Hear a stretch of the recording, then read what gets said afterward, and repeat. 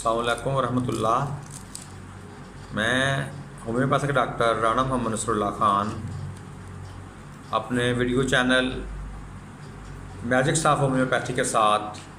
आप दोस्तों के साथ हाज़िर हूँ। आज के इस वीडियो में मैं अपने दोस्तों से जिगर, पित्ता और मैदा के दर्द की नहायत ही आज़मूदा और मुजर्रब 10 अद्वियात के साथ हाज़िर हूँ। दोस्तों, मैं मुख्तसरन 10 मुख्तलिफ़ अलामात के साथ जो कि जिगर, पित्ता और मैदा से दर्द से मुतल्लिक़ हैं,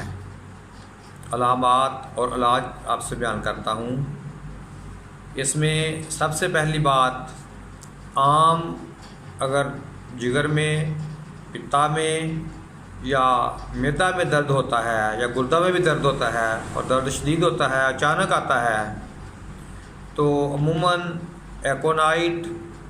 और बेलाडोना 1 ml में यानी 1000 ताकत में मिलाकर 2-3 खुराकें 5 मिनट 7 मिनट के वक्फ़ा से दोहराएं तो अमूमन अल्लाह के फ़ज़ल से ये दर्द कंट्रोल हो जाता है। यानी ये एक प्रोटीन का नुस्खा है जो बहुत जल्द फ़ायदा देता है। दूसरी सूरत, अगर जिगर, पित्ता या मैदा या शिकम में दर्द इस तरह के हों कि दर्द नहायत शदीद हों, मरीज़ को आगे को झुकना पड़े या कट्ठा हो और कट्ठा होने से उसके दर्द में किसी हद तक अफाका हो या कुछ आराम मिले, तो उसके लिए कोलोसेंथ 1 ml में और मैग्नीशिया फास 6x में इसको अल्टरनेट करके दें तो अल्लाह के फ़ज़ल से इस दर्द को बहुत जल्द आराम आ जाता है। इसको अल्टरनेट इस तरह से करना है कि कोलोसेंथ 1 ml में चाहे पानी में दे दें, चाहे डायरेक्ट ज़ुबान पे 2 बूंद दे दें, जबकि 5 मिनट बाद जो मैग्नीशिया फास है 6x में उसकी 5-7 टिक्कियाँ नीम गर्म पानी में घोल कर उसको मरीज़ को पिलानी है। और ये बात 2-3 दफ़ा इसको रिपीट करेंगे तो अल्लाह के फ़ज़ल से अमूमन इस दर्द को आराम आ जाता है। और ऐसा दर्द जहाँ मरीज़ दर्द से इकट्ठा होता है, दर्द की शिद्दत से इकट्ठा होता है, इकट्ठा होने से उसको सुकून मिलता है, उसको साथ ही गर्माश से या टकोर से या गर्म पानी पीने से भी निस्बतन अफाका महसूस होता है। तो इन दोनों अद्वियात को अदल बदल कर 2-3 मरतबा दें तो अल्लाह के फ़ज़ल से बहुत जल्द दर्द कंट्रोल हो जाता है। हाँ, अगर इसी दर्द की शिद्दत बहुत ज़्यादा हो जाए कि वो ये कोलोसेंथ 1 ml में या 1 ml ना हो तो 200 में भी दी जा सकती है, इसको और मैग्नीशिया फास को अल्टरनेट करने से भी दर्द में अफाका ना हो, आराम ना आए,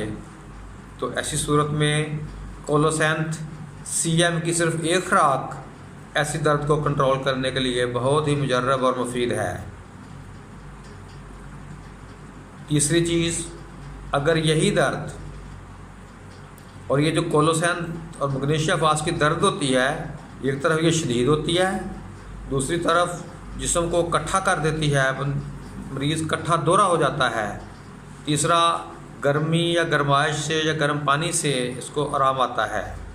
तो तीसरी चीज़ इसके साथ ये होती है कि ये जो दर्द होती है ये अमूमन लहरों में आती हैं। दर्द चल रही है, लहर उठी है तेज़, फिर कम हो गई है, फिर तेज़ हुई है, फिर कम हुई है, ये भी इस कोलोसेंथ की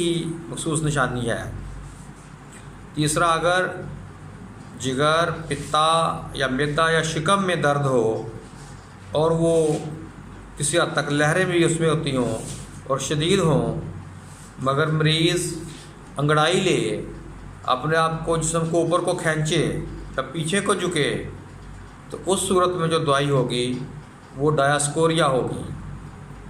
और डायास्कोरिया जहाँ जिस्म को अकड़ाने से ऊपर को खींचने से अफाका या सुकून महसूस हो तो 30 ताकत में या 200 ताकत में जोन से भी अवेलेबल हो, देने से अल्लाह की वजह से बहुत जल्द इस दर्द को आराम आ जाता है। इसी तरह अगर मरीज़ के जो दर्द है पित्ता, जिगर या शिकम वगैरह में, वो दर्द शुरू अपने मुकाम से होकर पीछे कमर की तरफ जाए, दर्द अपने मुकाम से पीछे की तरफ कमर की तरफ जाए, तो उसका जो इलाज है वो चैलिडोनियम होगा। चैलिडोनियम क्यू 10 कतरे या 15 कतरे 2-4 घूंट पानी में डालकर आधा घंटा के वक्फा से लें। अल्लाह के फजल से ये दर्द को भी आराम मिलता है और साथ अगर जो भी तकलीफ़ होगी जिगर में या पित्ता में तो उसको भी ये मुस्तकिल इलाज भी साबित हो सकता है। अगर चैलिडोनियम क्यू अकेली आप समझें कि ये काफ़ी नहीं है, इसके साथ वही एकोनाइट और बेलाडोना जो 1 में है उसको भी इसके साथ अल्टरनेट किया जा सकता है। और ये अल्लाह के फजल से वो दर्द जो पीछे कमर की तरफ जाए तो उसका नहायत ही मुजर्रब इलाज है। इसी तरह दोस्तों, अगर जिगर, पित्ता या शिकम का दर्द या मैदे का दर्द जो अपने मुकाम से चारों तरफ फैले,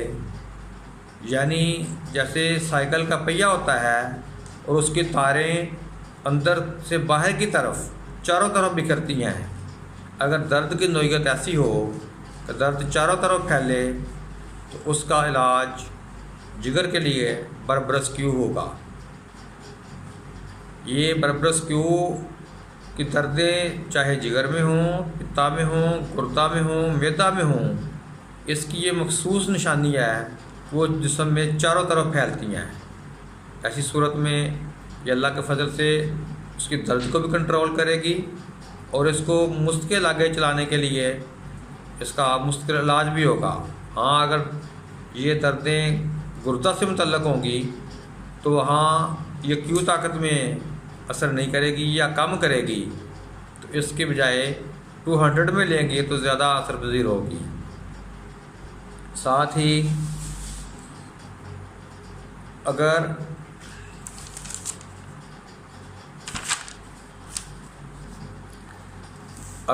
दर्द की जो नौयत है इन चारों अज़ा में ये थ्रोबिंग पेन्स हों, यानी तपकन पैदा करें और महसूस हो कि जैसे अज़ा अपनी जगह पे हिल रहे हैं, दर्द से मरीज़ कराहता भी है, तो इसके लिए भी एकोनाइट 1 और बेलाडोना 1 नहायत ही मुफीद इलाज है। इसी तरह अगर ये दर्दें इस तरह से हों कि दर्द वाले मकाम को हल्के हाथ से छुआ जाए तो दर्द में शिद्दत पैदा हो जाए, अगर ज़ोर से दबाया जाए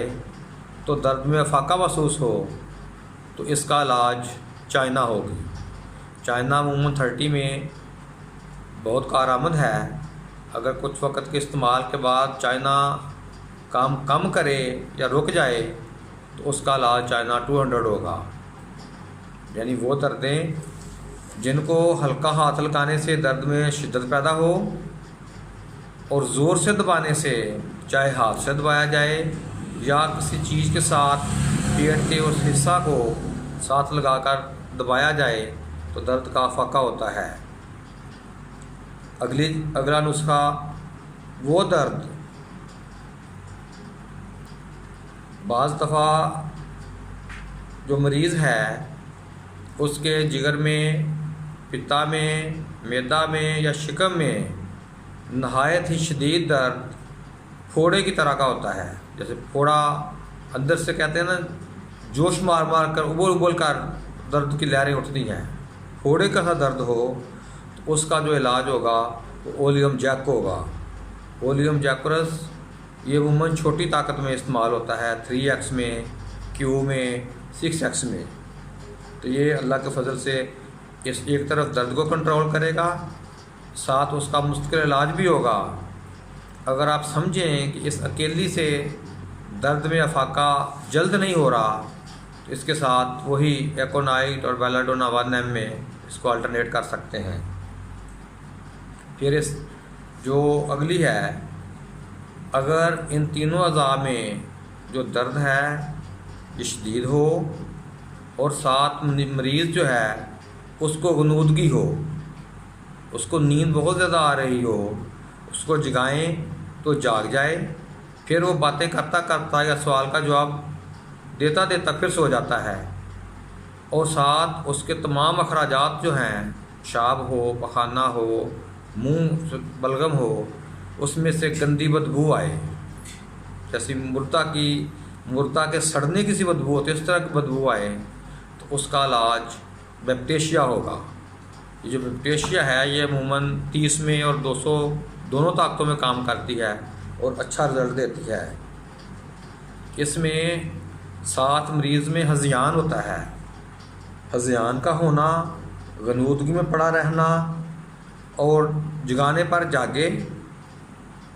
बातें करते करते फिर सो जाए, ये चारों बातें इसकी मखसूस है, ये होंगी तो ये दवाई असर करेगी, वरना ये इसका इलाज नहीं होगा। तो दोस्तों आज के लिए यही 10 नुस्खा जात जो नहायत ही मुजर्रब और मुफीद हैं मैं पेश करता हूँ। आइंदा नेक्स्ट वीडियो में इन दर्द के अलावा जो दर्द की वजूह की असल बीमारी होती है नज़ा में कि ये दर्दें इस नोयत की क्यों हैं, उनका इलाज जो रेगुलर इलाज हो, जो मुस्तकिल इलाज हो, वो लेकर मैं आपके साथ हाज़िर हो जाऊँगा। अस्सलामु अलैकुम।